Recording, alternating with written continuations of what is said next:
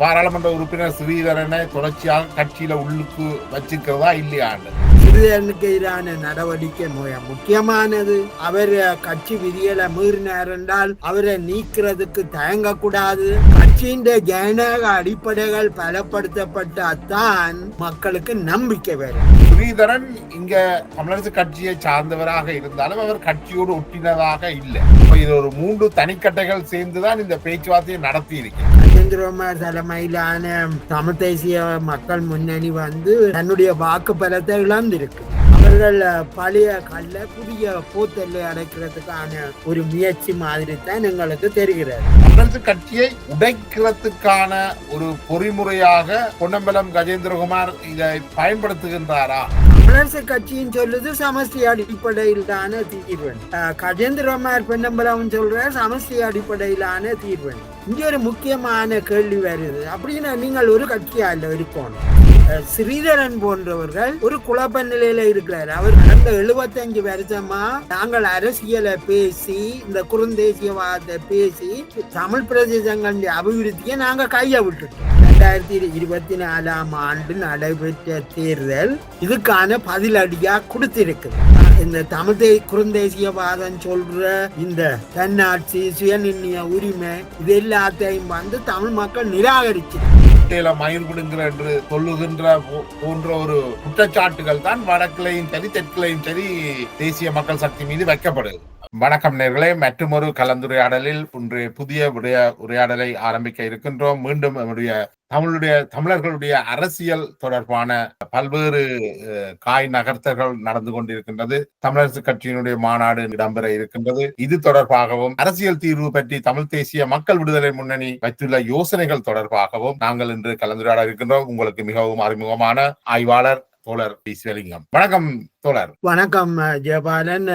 நேயர்களுக்கும் வணக்கம், அழைப்புக்கும் நன்றி. இதுல என்னென்றால் இப்ப தமிழரசு கட்சியினுடைய மாநாடு திருகோணமலையில் நடக்க இருக்கின்றது. அதே போல் அதுல ஒரு தீர்மானமாக எடுக்க இருக்கின்றார்கள். தமிழர்களுடைய பிரச்சனை தொடர்பான தீர்வு சம்பந்தமாகவும் கஜேந்திரகுமார் பொன்னம்பலத்தினுடைய ப்ரொபோசலையும் அதுல பார்க்கிறதாக சொல்லப்பட்டிருக்கு. இது சம்பந்தமாக நீங்கள் என்ன அறிந்திருக்கிறீங்க? நான் இதுவரை அறிஞ்சதின்படி நாளை தமிழரசு கட்சியினுடைய மத்திய குழு கூட்டத்தில நீங்கள் ஏற்கனவே குறிப்பிட்டது போல உள்ளூராட்சி தேர்தல், மற்றது கட்சிக்கு எதிரான வழக்குகள் சம்பந்தமான விவரங்கள், மற்றது தமிழர் பேரவை தீர்மானங்களை நீங்கள் குறிப்பிட்டது போல தமிழ் காங்கிரஸ் கட்சி என்ற பெயரில் இயங்கும் தமிழ் மக்கள் தேசிய முன்னணி, தமிழ் தேசிய மக்கள் முன்னணி என்று சொல்லப்படுகின்ற கஜேந்திரகுமார் தலைமையிலான அமைப்பினர் இப்பொழுது தமிழரசு கட்சியோடு பேசுவதற்கான முயற்சிகள்ல இறங்கி இருக்கணும்.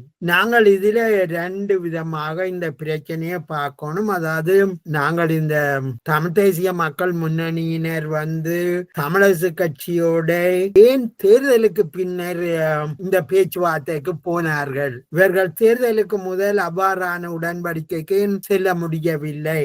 தேர்தலில் எதிரும் பொதுமாக போட்டியிட்டவர்கள் தேர்தலுக்கு பின்னர் ஏன் வருகிறார்கள் என்பதை பார்க்கும் பொழுது இந்த இரு சாராருமே மக்களுடைய ஆதரவை இழந்து வருகிற காரணத்தினால அவர்கள் பழைய கல்ல புதிய போத்தல்லை அடைக்கிறதுக்கான ஒரு முயற்சி மாதிரி தான் எங்களுக்கு தெரிகிறது. இதுல இது இரண்டு சாரார் நீங்கள் ஆறு மக்களுடைய செல்வாக்கை இழந்து வருகிறோம் என்று சொல்றீங்க. உதாரணத்துக்கு தமிழ் தேசிய கஜேந்திரகுமார் தலைமையிலான தமிழ் தேசிய மக்கள் முன்னணி தன்னுடைய வாக்கு பலத்தை இழந்திருக்குது இந்த தேர்தலில், கடந்த தேர்தல்களை விட. அதே போல தமிழரசு கட்சியும் முக்கியமான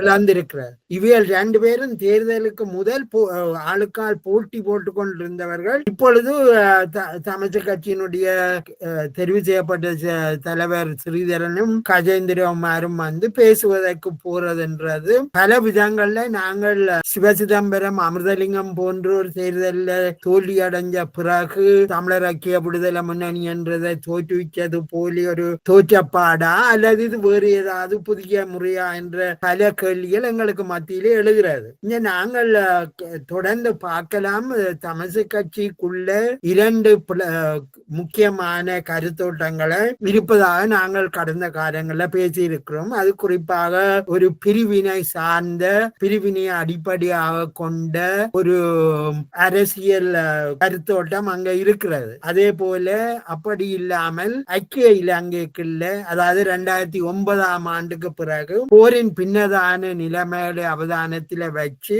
தமிழர் தேசிய கூட்டமைப்படுத்த பிரிக்க முடியாத பிரிக்கப்படாத ஐக்கிய இலங்கைக்குள் அதிகார பரவலாக்கல் அடிப்படையிலான சமசி தீர்வை நோக்கி போறது என்கின்ற 2 பக்க விவாதங்கள் தமிழரசு கட்சியில இருந்திருக்கு. இந்த பின்னணியில இருந்து பார்க்கும் பொழுதுதான் ஐக்கிய இலங்கைக்குள்ள தீர்வை தேர்ற சுமந்திரன் தலைமையிலான அந்த விவாதங்களை பலவீனப்படுத்துகிற வகையில சுமந்திரன் தோல்வி அடைஞ்சதுக்கு பிறகு சுமந்திரன் இல்லாத ஒரு சூழல்ல இந்த பேச்சுவார்த்தைகளை கொண்டு போறதும் தமிழரசு கட்சிக்குள்ள ஸ்ரீதரனுக்கு எதிரான நிலைமைகள் படிப்படியாக வளர்ந்து வருவதும் ஸ்ரீதரனை மற்ற பக்கத்துக்கு எடுத்து செல்வதற்கான ஒரு முயற்சியாக தெரிகிறது. இல்ல, இது பார்க்க போகக்குள்ள பெரும்பாலும் இது கட்சிகளை ஐக்கியப்படுத்துகின்ற ஒரு முயற்சி என்றதிலும் பார்க்க தமிழ் தேசிய மக்கள் விடுதலை முன்னணியில கஜேந்திரகுமார் பொன்னம்பலம் ஒருவர் தான் இருக்கின்றார் பாராளுமன்றம். அதே போல ஜனநாயக தமிழ் தேசிய கூட்டமைப்புல செல்வம் அடைக்கலநாதன் இருக்கின்றார். ஸ்ரீதரன்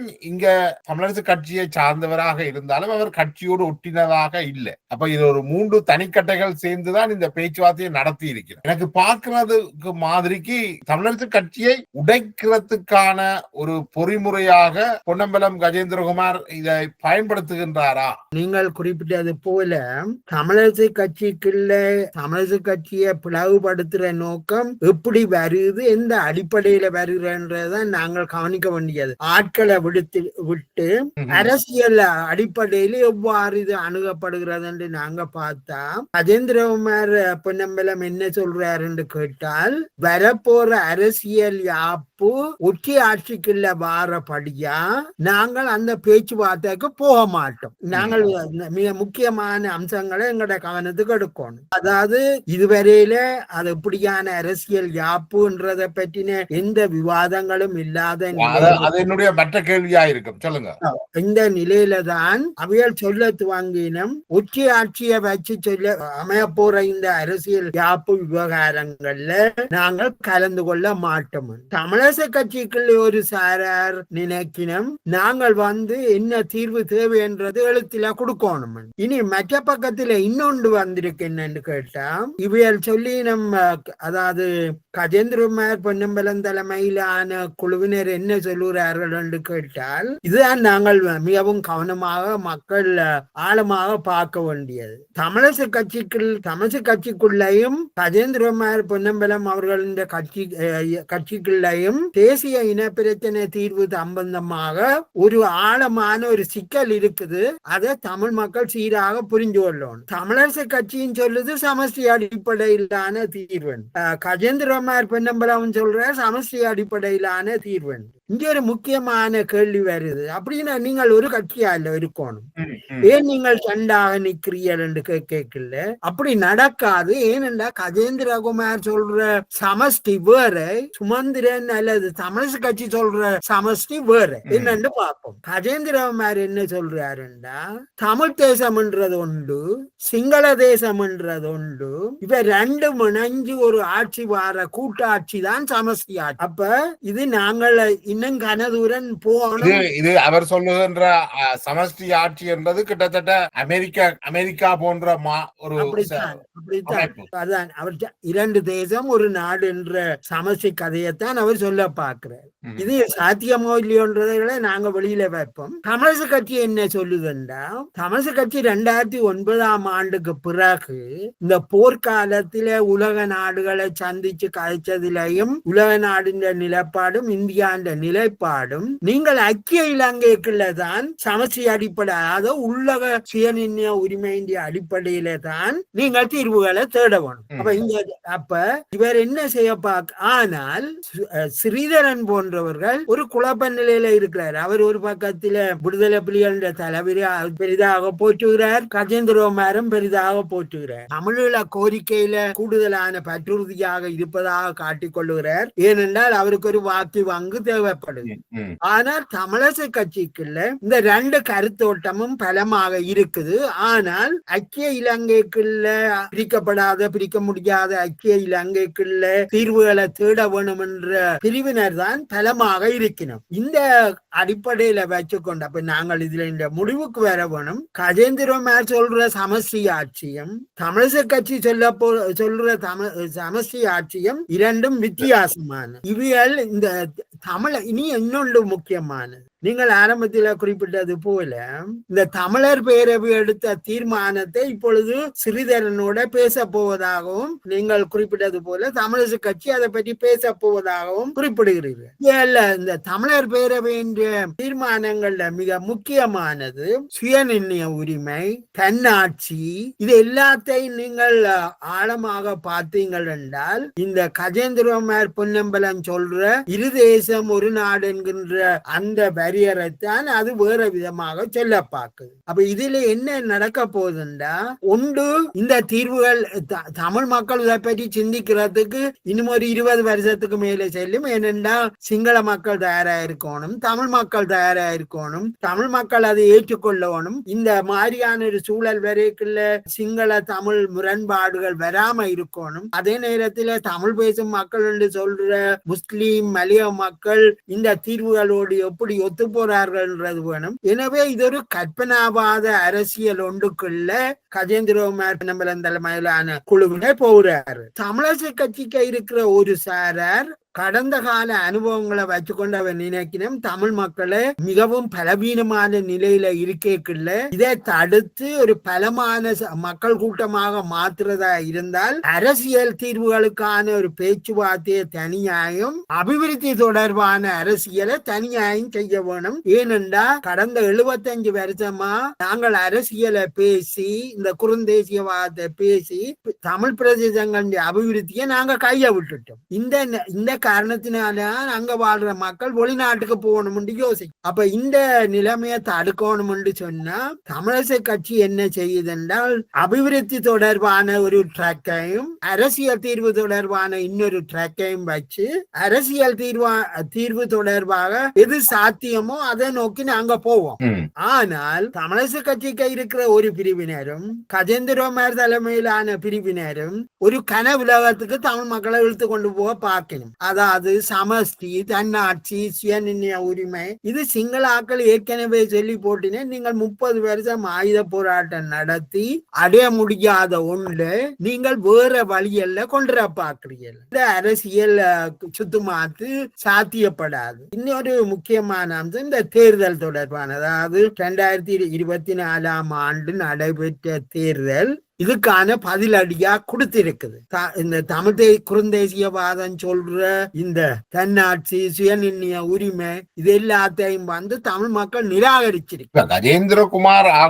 கஜேந்திரகுமார் தரப்பு தமிழ் தேசிய மக்கள் விடுதலை முன்னணி அதை வைக்கிறதுக்கு ஒரு முக்கிய காரணம், அது ஒரு நீங்கள் ஏற்கனவே குறிப்பிட்டது போல வாக்கு வங்கியை இழந்து கொண்டிருக்கின்ற ஒரு கட்சி தனியொருவர் தான். இப்ப அதுல பாராளுமன்ற உறுப்பினர் அவர்கள் மட்டும்தான் இந்த கொள்கையை வச்சுக்கிறார்கள். அவர் கூட்டி சேர்ந்து கதைக்க முற்படுகின்ற தேசிய ஜனநாயக தமிழ் தேசிய கூட்டமைப்பு செல்வம் அடைக்கலநாதன் இந்தியாவுடைய மாகாண சபையை நிராகரிக்கின்ற 13வது திருத்த சட்டத்தை நிராகரிக்கின்ற எந்த ஒப்பந்தத்தையும் தான் ஏற்றுக்கொள்ள மாட்டேன் என்று சொல்றேன். அப்ப இலங்கை இந்திய ஒப்பந்தம் ஐக்கிய இலங்கையை தான் ஏற்றுக்கொண்டிருக்கு. அதுதான் முக்கியமானது.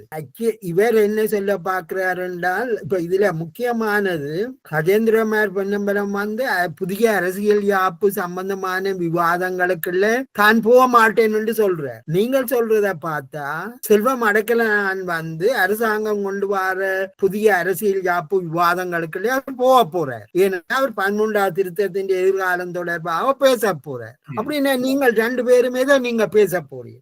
எது உங்களுக்கு இடையில பொதுவான ஒன்று இருக்குது? இது எனக்கு என்னன்னா இது ஒரு கொள்கை அடிப்படையான ஒரு ஒரு கூட்டு என்றதிலும் பார்க்க ஒரு சந்தர்ப்பவாத அடிப்படையிலான கட்சிகளை உடைக்கிறதுக்கான ஒரு ஒரு ஆயுதமாகத்தான் இது பாவிக்கப்படுகிறதா என்றுதான் எனக்கு தோன்றுது. நிச்சயமாக. ஏனென்றா தமிழக செல்வம் அடைக்கல்நாதனும் 5000 வாக்குகளை பெற்றுத்தான் பாராளுமன்ற உறுப்பினரா வந்திருக்கிறார். அவருக்கு கிடைச்ச வாக்கு வங்கியும் படிப்படியாக இல்லாமல் போகுது. அந்த கட்சி தமிழக கட்சியோட சேர்ந்த காரணத்தினால்தான் பாராளுமன்ற உறுப்பினரை வடக்கிலும் கிழக்கிலும் அவைகளால பெறக்கூடியதா இருந்தது தமிழர் தேசிய கூட்டமைப்பாக இருந்த போது. இந்த நிலைமையில இவியல் தமிழ் மக்களுடைய ஆதரவை படிப்படியாக இழந்து வார காரணத்தினால இவர்கள் இன்னொரு கூட்ட வச்சு தமிழ் மக்களை ஏமாத்தலாம் என்று அவையால் சிந்திக்கணும். இங்க நாங்கள் கவனமாயிருக்கணும்.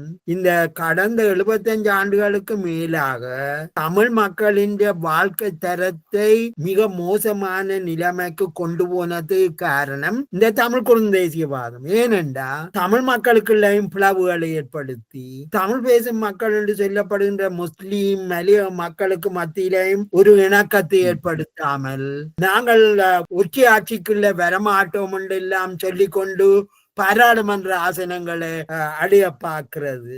இதெல்லாம் தமிழ் மக்களுடைய வாழ்க்கை தரத்தை மிக மோசமாக கொண்டு போயிருக்கு.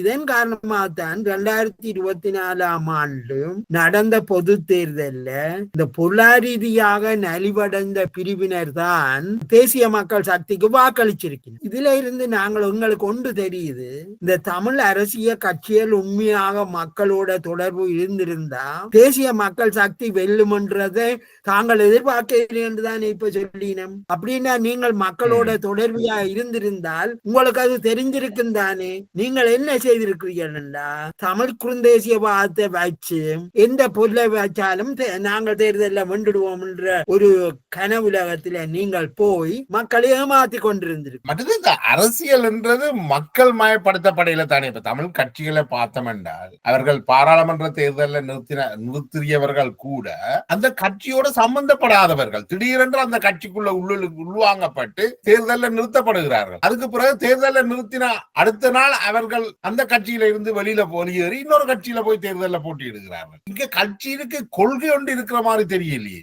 இதுதான் முக்கியமானது. தமிழ் மக்கள் ஏமாற்றப்பட்டுட்டன. தமிழ் மக்களுக்கு தெரிஞ்சிட்டது இவியலால இனிமேல் தங்களுடைய எதிர்காலத்தை தீர்மானிக்க முடியாது. உதாரணத்துக்கு தமிழ் மக்களின் ஜனநாயக உரிமையை சொல்லி கொண்டு கீழ்மட்டத்திலே இருக்கிற குடும்பங்களுக்கு வருமானம் இல்லை, வேலை வாய்ப்பு இல்லை, அரசாங்க உத்தியோகத்தை எடுக்கிறா எம்பிக்கு பின்னால போக முடியல, பணம் இல்லை, பொருளாதார வளர்ச்சி இல்லை, பாடசாலைக்கு பாத்திமார் இருக்கு, பாடசாலைகள்ல பிள்ளைகளுக்கு கல்வி இல்லை, தனியார் கல்விதான் போதிக்குது, வைத்தியசாலைகள்ல மருந்து இல்லை, ஆனால் தனியார் வைத்தியசாலைகள்ல தான் மருந்துகள் இருக்குது. இதை பற்றி எந்த பாராளுமன்ற உறுப்பினரும் பேசல தானே. அப்ப இந்த மக்கள் சரியான தருணம் வந்திருக்குது.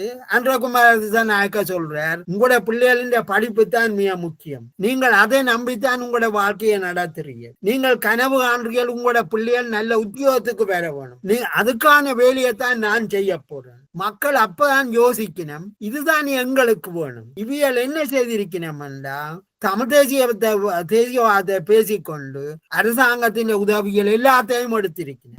லைசன்ஸ் காப்பமி வேற உத்தியோகங்கள் எல்லாத்தையும் எடுத்திருக்கணும். அது மட்டும் இல்ல, தமிழ் சமூகத்திலே இருக்கிற மேல்தட்டு வர்க்கத்துக்கு தேவையானது எல்லாத்தையும் செய்திருக்கு. நீங்கள் தேசியவாத பேசிக்கொண்டு அரசாங்கத்தின் உதவிகள் எடுத்து கொடுத்திருக்கிறீர்கள். அதே மாதிரி தான் இந்த இணக்க அரசியல் செய்த அங்கஜனோ டாக்டர் தேவானந்தா போன்றவர்களும் அரசாங்கத்தின் உதவி எடுத்து கீழ்மட்ட மக்களுக்கு அவர்கள் சேவை செய்ய அவைகள் என்ன செய்திருக்கணும் என்றா மேல்தட்டு வர்க்கத்தோடு தான் அவைகள் போய் வியாபாரம் செய்திருக்கு. இதுதான் இதால என்ன நடந்திருக்குண்டா, இந்த ரெண்டு பிரிவினரும், அதாவது தமிழ் தேசியவாத தமிழ் குறுந்தேசியவாதத்தை பேசிக்கொண்டு அரசாங்க உதவிகள் எடுத்து அங்கண்ட மேல்தட்டு வர்க்கத்துக்கு உதவி செய்ததும், அதே மாதிரி இணக்க அரசியல் செய்து தங்கட வியாபாரங்களை செய்ததுதான் இந்த மக்கள் ஏமாற்றம் அடைஞ்சிருக்கிறார்கள். எனவே வாழ்க்கையில தங்களுக்கு உங்களுக்கு உதாரணத்துக்கு நீங்கள் வைங்க, நீங்கள் கிளிநொச்சிக்கு அடிக்கடி போய் வாரீங்க. 40 வருஷத்துக்கு முதல் இருந்த குடும்பம் இன்றைக்கு வரையும் ஒரே மாதிரி தான் இருக்குது என்று சொன்னால்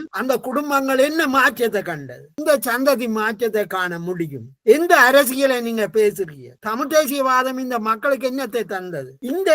இந்த விவாதம் தான் இன்றைக்கு முக்கியமான பேசு பொருளா மாறி. அது மட்டும் இன்னொரு குறிப்பான விஷயம் என்னென்றால், இப்ப இன்றைக்கு தமிழ் தேசியத்தை தலைமை தாங்குகின்றவர்கள் அனைவருமே கிட்டத்தட்ட அவர்களுடைய 50+ இருக்கிறார்கள். அப்ப அவர்கள் இருந்த சூழலை முற்றாக அறிந்திராத ஒரு இளம் சமூகம் தான் இன்றைக்கு இயங்கிக் கொண்டிருக்கிறாங்க. அங்க உள்ள இளம் சந்ததிக்கு இவர்களுடைய அரசியல் பற்றின எந்த விழிப்புணர்வும் கிடையாது. நீங்கள் சொல்றது உண்மையா? சரி, நீங்கள் பாத்தீங்கன்னா எங்களுடைய அரசியல்வாதிகள் ஒரு நாளும் பஸ்ல போறேன், சாதாரண மக்களை சந்திக்கிறேன், அவையில குளிரூட்டப்பட்ட கார்கள்ல தான் போய் வருகணும். எப்படி மக்களோட இவையல் தொடர்பாக இருப்பினும் இவையல் யார வச்சிருக்கணும்டா ஏஜென்ட்களை வச்சிருக்கணும். அந்த அரசாங்க கண்ட்ராக்டுகளை எடுத்து கொடுத்து அந்த கண்ட்ராக்டர் மாதிரிதான் வேண்டிய ஏஜென்ட் அவையெல்லாம் இந்த ஆக்களை வெறுட்டி வாக்குகளை வாங்கி கொடுக்கிற ஆக்களா மாறி இருக்கணும். இந்த அரசியல் கடந்த 75 வருஷமா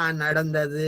இந்த அரசியல் தான் சிங்கள பகுதிகளையும் சிங்கள பெருந்தேசியவாத பிரதான கட்சிகள் செய்தது. மூன்றாவது கட்சி ஒன்று தேசிய மக்கள் சக்தி சிங்கள மக்கள் மத்தியில விழிச்செழுந்து வரேக்குள்ள தான் தமிழ் மக்கள் மத்தியில இருந்த கீழ் பொருளாதாரீதியாக நலிவடைந்த பிரிவினர் யோசிக்கிறார்கள், இப்பதான் தங்களுக்கு சாதகமான ஒரு அரசாங்கம் வருது. இதே இவைகள் அதாவது ஸ்ரீலங்கா சுதந்திர கட்சியோ ஐக்கிய தேசிய கட்சியோ இப்ப இன்றைக்குள்ள விவாதங்களை நீங்க பாத்தீங்கன்னா இவைகள் எதிர்பார்த்திருக்கையில தேசிய மக்கள் சக்தி சிங்கள பகுதிகளில் இவ்வளவு வெல்லும் என்று, அதே மாதிரி தேசிய மக்கள் சக்தி தமிழ் பகுதிகளில் இப்படி வெல்லும் என்று தமிழ் அரசியல்வாதிகளும் கனவு காணது. ஏனென்றால் இந்த பொருளாதார நலிவடைந்த தமிழ் சிங்கள மக்கள் மத்தியில வாழ்ற பிரிவினர் தமக்கான சரியான நேச சக்தி ஒன்று வெளியில வருதுன்றதை கண்டவுடனே தான் இவர்கள் வாக்களிச்சிருக்கணும். நான் நியாயப்படுத்தல இந்த அரசாங்கம் எல்லாத்தையும் செய்யும் என்று, ஆனால் ஒரு மாற்றத்துக்கான அடித்தளங்களை போடுறதுக்கான ஒரு வாய்ப்பு வந்திருக்குது.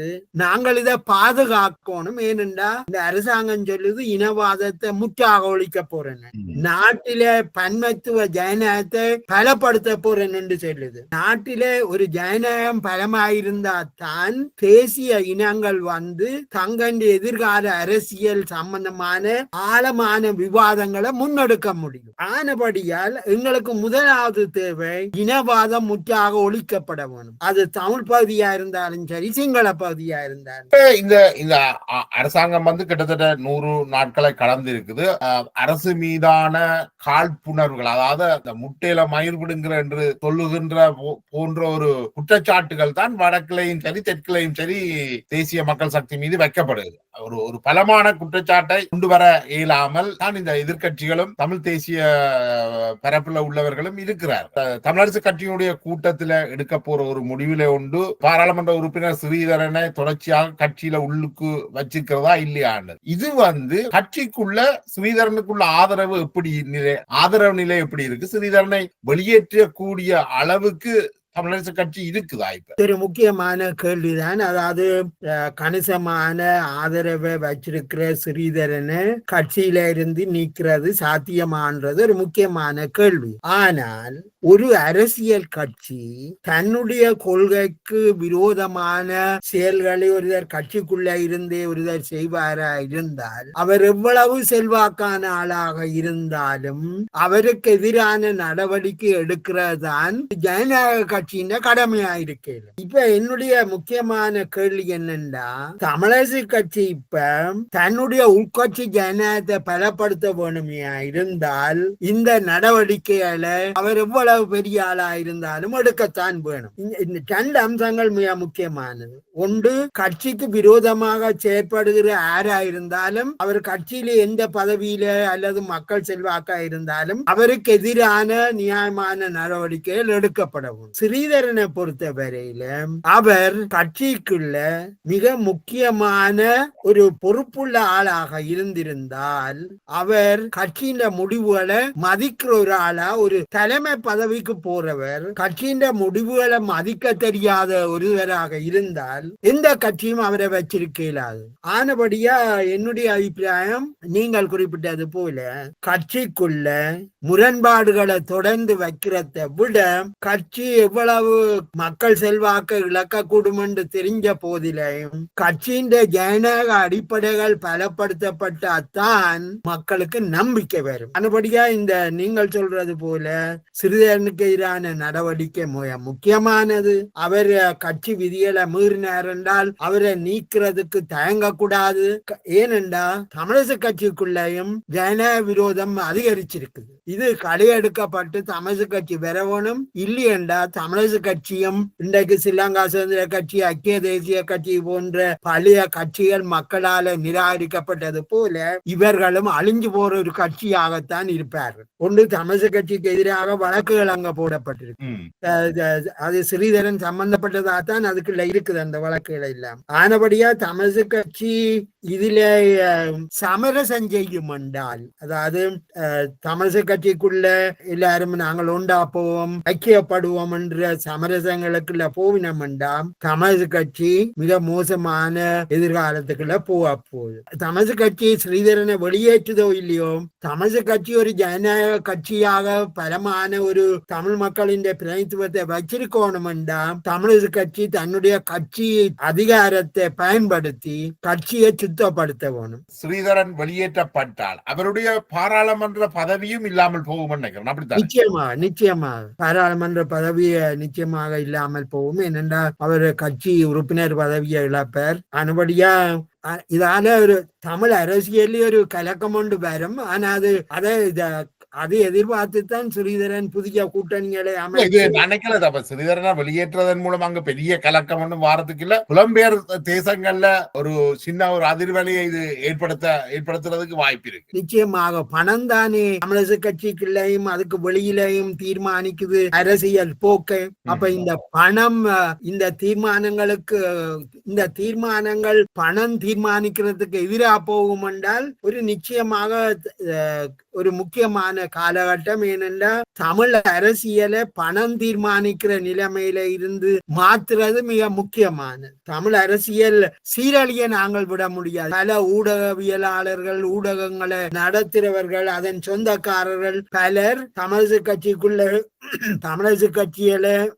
கட்சியால வெவ்வேறு அரசியல் இயக்கங்களை விலக்கு வாங்குற ஒரு சூழல் வந்து கொண்டிருக்குது. அல்லாட்டி தனிப்பட்டவர்களை வாங்குற ஒரு நிலைமை வந்திருக்கிறது. பணத்துக்கு விலை போகக்கூடிய ஆக்களும் அரசியலுக்கு வந்திருக்கணும் நினைக்கிறேன். என்ற இந்த புள்ளியோட இந்த தமிழரசு கட்சியின் மாநாடு தொடர்பான இந்த உரையாடலை முடிவுக்கு கொண்டு வரலாம் நினைக்கிறேன். இந்த மாநாட்டின் முடிவுகள் சம்பந்தமாக வெளிவருகின்ற பொழுது நாளை வருகின்ற பொழுது நாங்கள் தொடர்ச்சியாக இந்த உரையாடலை தொடரலாம் நினைக்கிறேன். நிச்சயமாக இந்த வாய்ப்புக்கு நன்றி. நிச்சயமா நன்றி தோழர் சிவலிங்கம். நன்றி.